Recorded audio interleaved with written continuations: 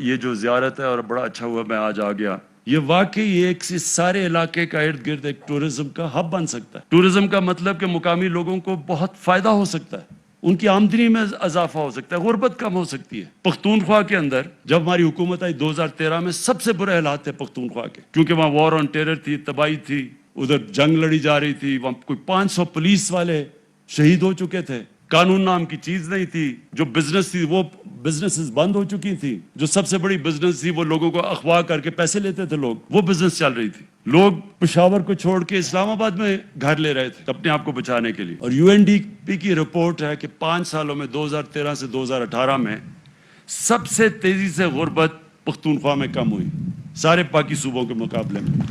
اور human development, یہ 3 چیزیں یو این ڈی پی کی رپورٹ میں آئی. ہیومن ڈیولپمنٹ کا مطلب کہ جو انسانوں کے اوپر سب سے زیادہ خرچہ ہوا, ان کی تعلیم پہ, ان کی صحت پہ, وہ پختونخوا میں ہوا, روزگار پہ. اور اس کی ایک بہت بڑی وجہ ٹورزم تھی. ہم نے پوری طرح ٹورزم کو پختونخوا میں اٹھایا, اور ٹورزم کی وجہ سے جب ٹورسٹ آتا ہے وہ پیسہ خرچ کرتا ہے, وہاں دکانیں چلتی ہیں, وہاں روزگار ملتا ہے, تو وہ بہت بڑی وجہ تھی کہ ٹورزم کی وجہ سے پختونخوا اوپر گیا.